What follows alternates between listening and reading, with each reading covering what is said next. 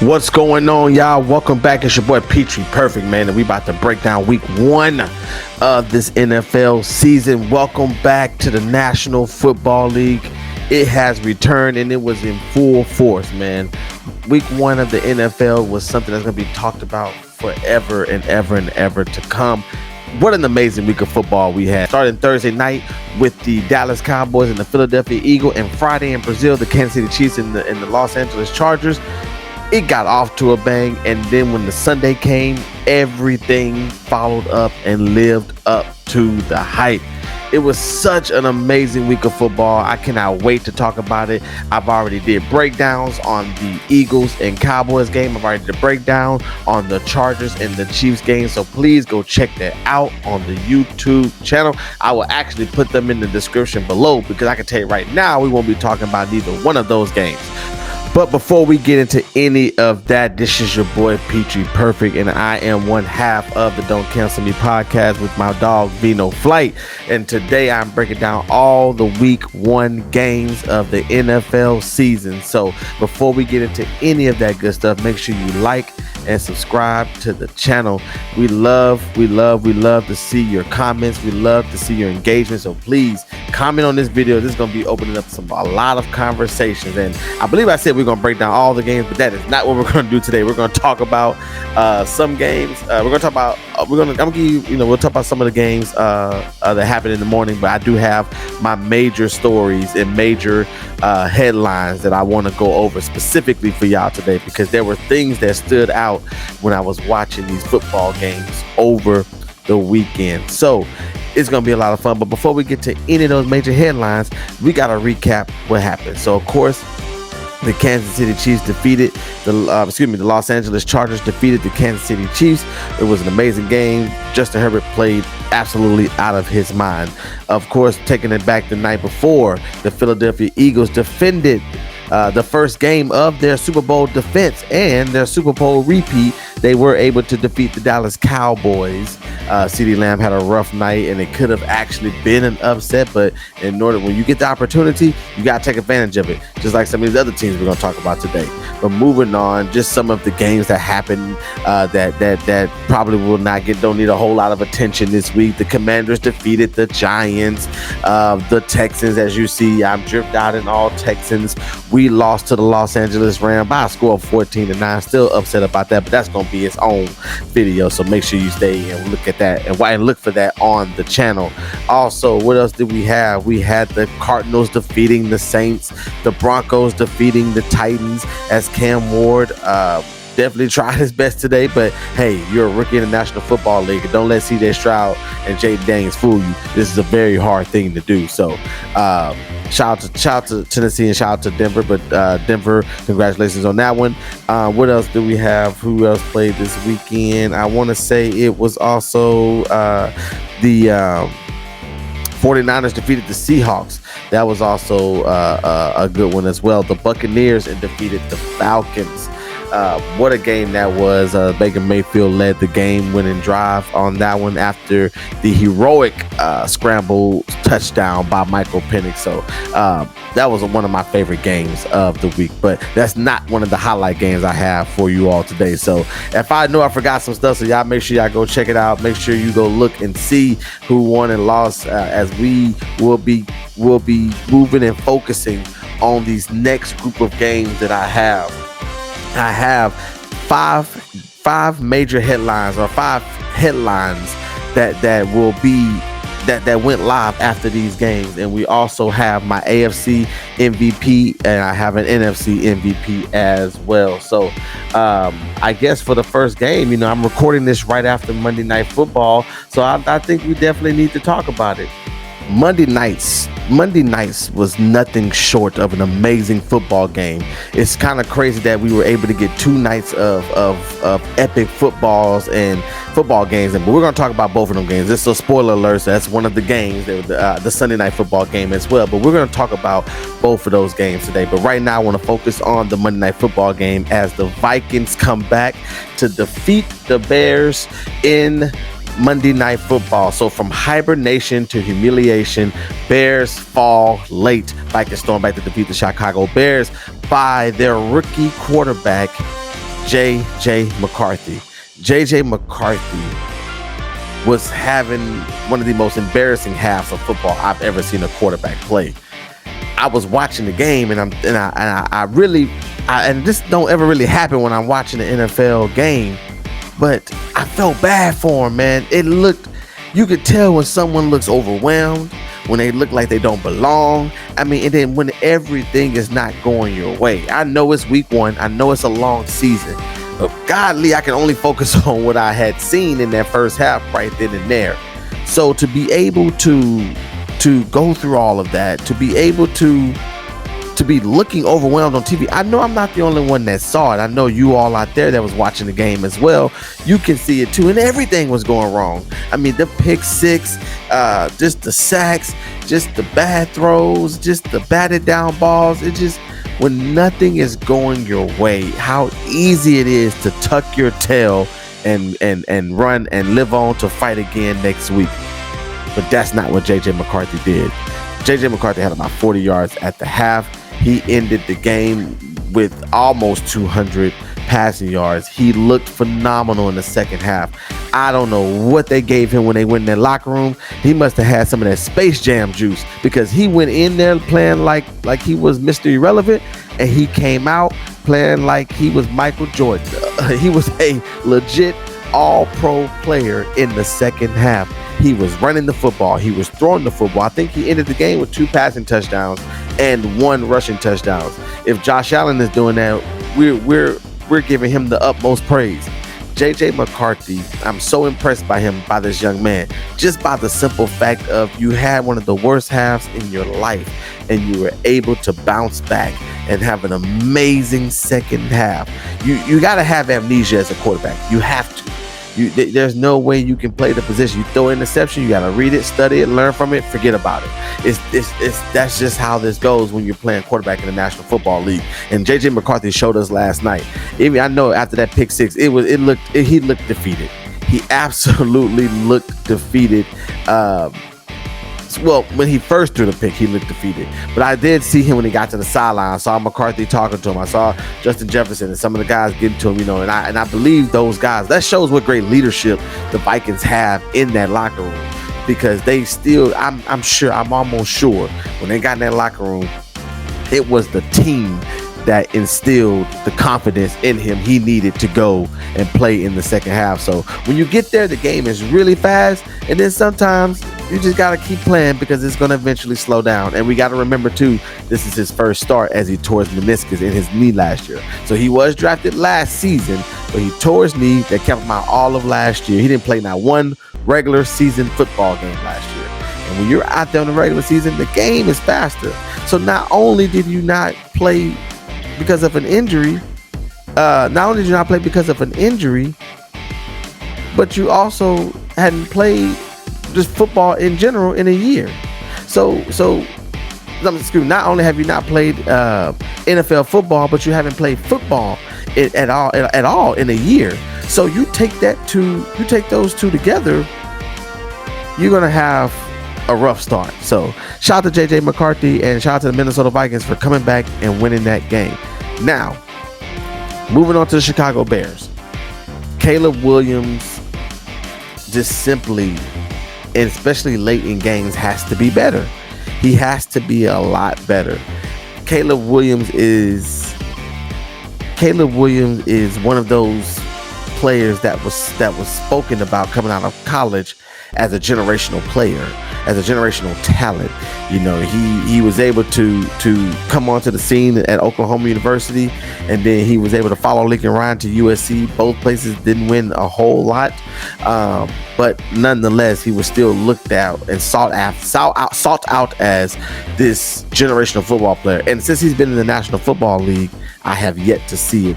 I was able to go to his second game ever in the NFL when they came to Houston on Sunday Night Football last season, and I was able to see him in person. And tonight he looked a little bit like he had a lot more velocity in the ball, but he has to be accurate, especially with wide open receivers. I know that sounds crazy. Most accuracy issues in the NFL come from trying to hit like tight window throws, or over two defenders and stuff like that. But for him, he has to be accurate on the wide open passes. And I take the DJ Moore pass at the end of the game, for example.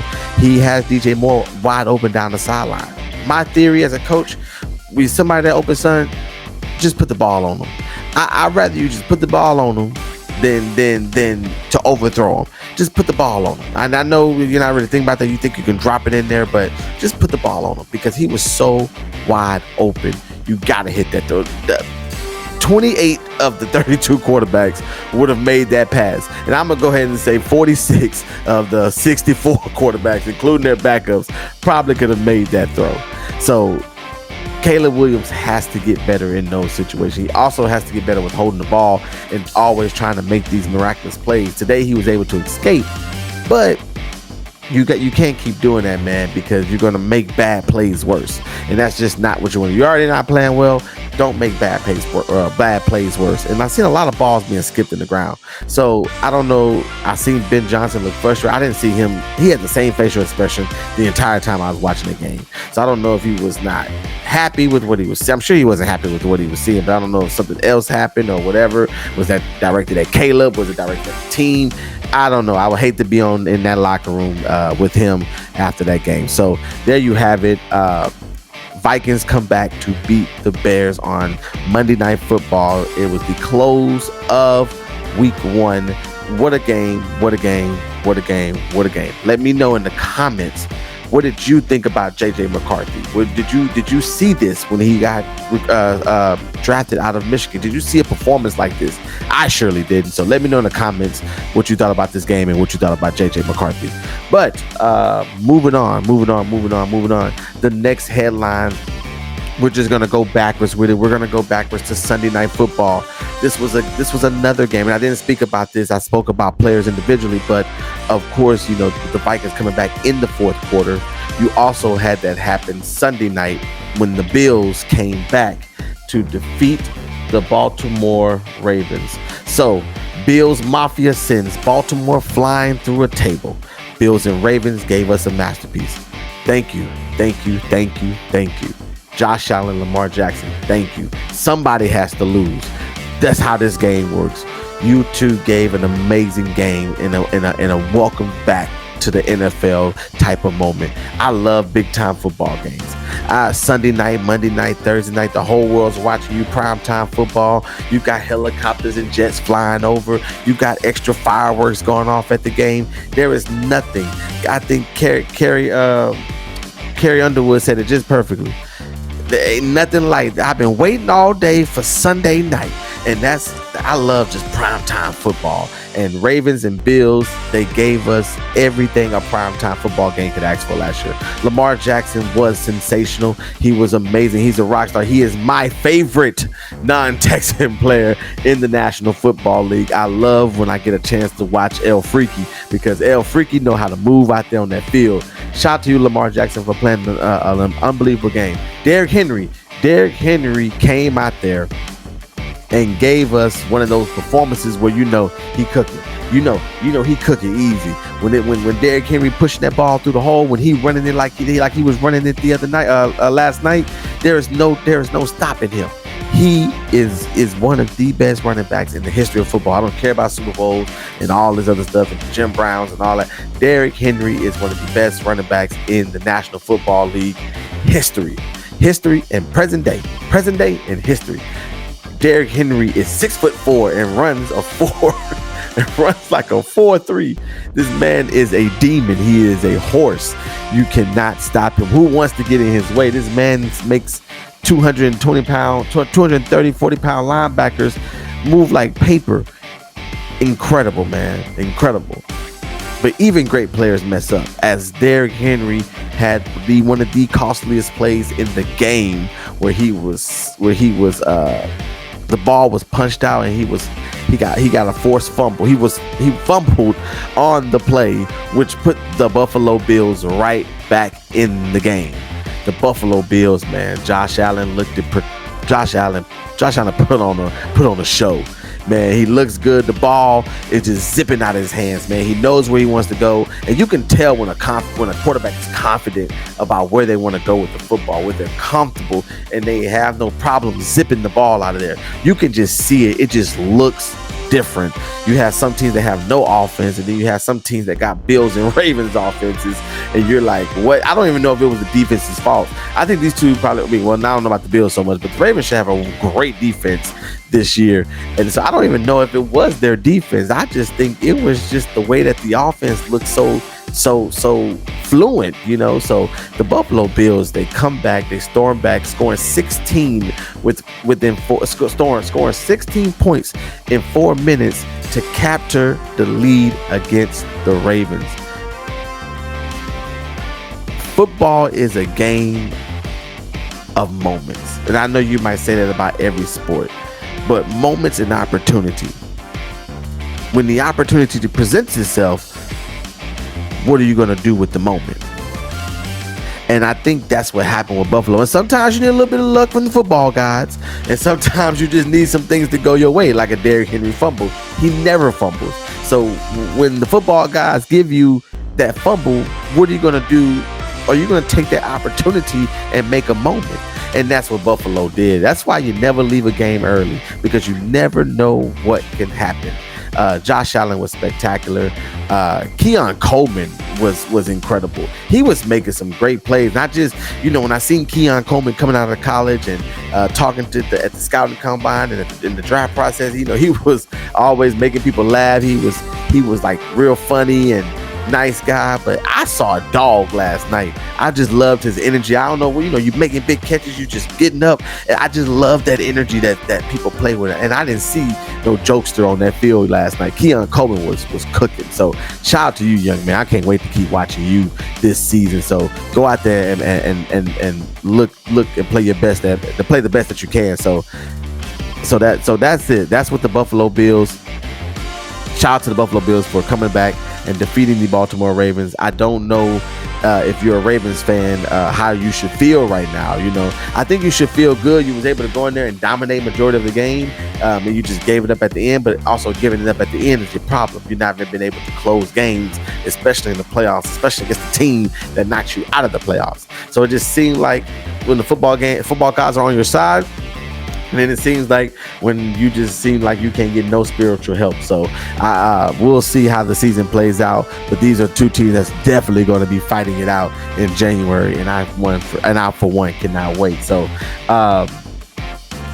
that was what do you all think, especially for this one? Are there any Josh Allen fans out there? Do people think Josh Allen might be playing better than Patrick Mahomes? Let me know in the comments what you feel and how you feel about that and how you feel about this game. All right, moving on. We're moving on pretty good. We have 3 more headlines that we want to go through. But first, before we get to that, make sure you like and subscribe to this video, man. Liking this video really helps you get pushed out to other people. I'm talking sports. I have an opinion just like everybody else's. So I love being in the comments, and I love engaging with people who are talking sports and talking stuff. Also, don't forget, me and VINOFLIGHT go live every Tuesday. If you like pop culture news and stories and breakthroughs and you want to come be a part of our live shows Tuesday nights at 7:30 p.m. Central Time. This week will be episode 30, so hope to see you there. Moving on. The Indianapolis Colts dominate after quarterback controversy. Horses run wild, Dolphins run dry. This was, for me, the single-handedly most shocking game of the week. I actually, in my predictions videos, you can go check that out on the page as well. But I did have the Colts finishing last in the AFC South, and I do have the Dolphins finishing last in the AFC East. After watching this game, I am confident that the Dolphins will finish last in the AFC East. As great as I love their performance, I'm still not sold on the Indianapolis Colts, because I know how this sport works. I know how this league works. Week 1 is crazy. We're talking about all these headlines, but let's compare the conversation now to the end of the season when we're doing a video for week 18. these week one is one of those things where everybody's excited for you, playing on amped up energy. You've been hearing people talk bad about you all summer long, and you get like, I'm gonna go out there and I'm proving. It's scary to play somebody on week one. It's scary to play somebody on week one. You don't know what they got. You don't know what's gonna happen. You can't really game plan. It's a new year, new team, new philosophy, new coach, new offensive, new tackle, new guard, new corner, new nickel, whatever the case can be. You don't know, because one player can make an entire difference. Even got to be no superstar player. So you never know what can happen on week one. So with that being said, I'm not 100% sold on the Colts, but it did make me a little nervous, as well as the Colts look, and then other teams in the division like the Texans, who didn't look all that dominant. So Daniel Jones had a great game. They had this quarterback controversy that was happening it wasn't a controversy, but it was a quarterback battle, and it was a little controversy on why they didn't start Anthony Richardson, why they went with Daniel Jones when Anthony's supposed to be the future. But the truth is, the Colts have given Anthony Richardson more than enough opportunity to prove that he is the starting quarterback. I think Anthony Richardson rubbed a lot of people the wrong way when he came out of that game talking about he was tired. I think that rubbed a lot of people. I still don't know why he would say that, but nonetheless he did. So Daniel Jones went out there, put on a performance to let people know, hey, I'm the starting quarterback. I'm going to make big things happen, and y'all need to follow me. And then the Colts defense always do what it do. And I did say this in my AFC South video that the Colts, I believe the Colts will be one of the worst teams in football, but then I kind of backtracked on that, because I said they always find a way to win football games. And last night was one of those. On Sunday was one of those things. So shout out to the Indianapolis Colts. On the other side, the Miami Dolphins, I picked them to be last because I felt like they had a noisy offseason. And it wasn't as noisy as something like the Browns or Cowboys or anything like that. But it was noisy in the fact that the Tyreek Hill situation. The Tyreek Hill, does he want to be traded? Does he not? Does he want to be here? Does he not? Going back and forth. I want to be traded. Okay, I love my teammates, and Tua Tagovailoa getting up there and saying how the team hasn't, the team is still working to build that love and build that, I don't know if he said love, but build that chemistry. And it takes work, and this also comes from with Tyreek Hill. I believe he didn't want to go back in the game the last week of the season or something like that.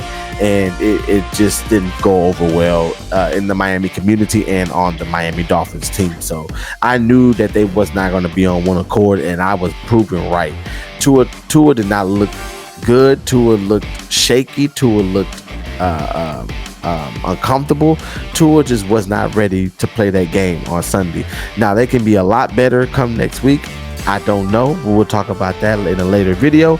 But just looking at what I saw, of course, Tua's not going to stay healthy. He rarely ever does. And they're one of these teams that could possibly turn it around. But if last night is any foreshadow for what's to come, it's not going to be a good season for the Miami Dolphins. So shout out to the Indianapolis Colts. But let me know what you think in the comments. Do you think that what you saw with the Dolphins is going to be who they're going to be all season long? Or do you think it was just the week one fluke and everything is going to work itself out the way it's supposed to? So let me know in the comments below. I can't wait to read your responses on that. Moving on to our next story.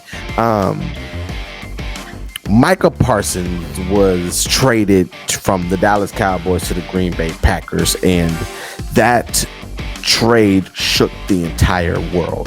Of course, we all know about the Micah Parsons contract dispute that he was having with Jerry, and they were going back and forth with this conversation starting all the way back in March. The two sides could not come to an agreement, and so the Dallas Cowboys decided to trade Micah Parsons to the Green Bay Packers in exchange for Kenny Clark and some draft picks.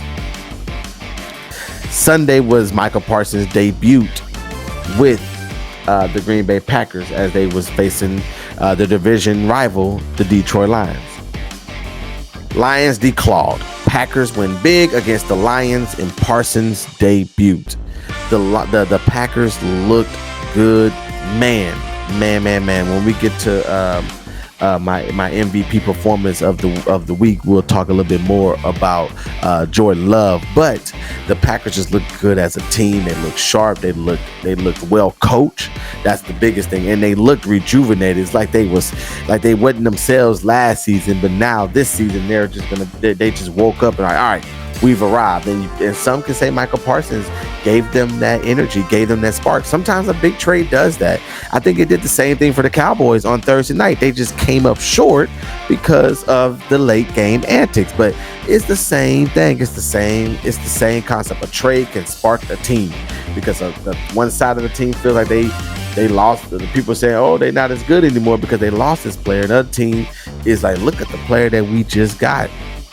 Michael Parsons was able to register a sack, was able to get a little pressure on Jared Goff as well. But Jared Goff was not as sharp as he normally is.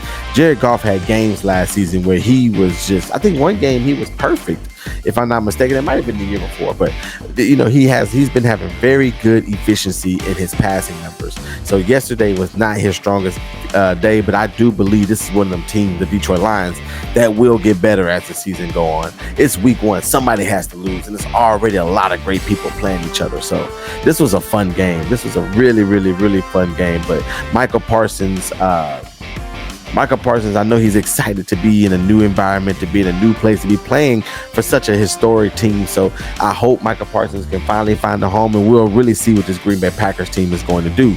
What do you think they're going to do? How do you think they're going to finish in their division, and how do you think they're going to finish in the playoffs? Do you believe that this team can make it to the Super Bowl? Let me know in the comments below, because I would love to hear y'all answers on that. The last game I have, the last headline, this was a fun one for me. What a game it was. Last season, Aaron Rodgers was playing for the New York Jets, and Justin Fields was playing for the Pittsburgh Steelers. Of course, Justin Fields led them to a great start in the season, but when Russell Wilson returned, he was able to take back over as a starting quarterback. Now, that wasn't the best feeling for a lot of people because Justin Fields is already on the win streak. Just let him finish it out. Offseason comes, Justin Fields gets traded. Justin Fields goes to the New York Jets, and then the Pittsburgh Steelers signed Aaron Rodgers right before training camp starts. So the two basically did a team swap, and the Pittsburgh Steelers and Aaron Rodgers went into New York to play the Jets, where it was a game. It was I don't know if I put it the game of the morning bracket, but it was one of those classic games that made this week 1 as amazing as it was. Aaron Rodgers with 4 touchdowns, showing the Jets basically told you it wasn't me, it was you, as he got revenge on his ex, throwing for 4 touchdowns. Heroic performance to come back to win that game. Aaron Rodgers, I think he probably had a little bit more juice for this one. I think he was up for this one. The Steelers are one team I'm very interested to see how they play next week, because I feel like this is going to be one of them up and down teams. But Aaron Rodgers was great. DK Metcalf was as well. So shout out to that offense for getting rolling like it was. Jalen Ramsey was out there on defense. He was out there making plays. The sparks were flying, the energy was there. The Jet Stadium was off the chain, and that's one thing I gotta say this about the New York Jets. Their defense looked amazing. Their Breece Hall looked absolutely great running the football. He looked strong. He looked like one of the stronger runners I've seen throughout the whole opening week. So Breece Hall definitely is going to be, I think, is poised for a great season this year. But the one that made my heart happy was Justin Fields. How much fun it looked like he was having being out there on that field. He looked like he was playing street ball. That's how easy it looked for him. He was throwing the ball good. He was running the ball good. He was hitting.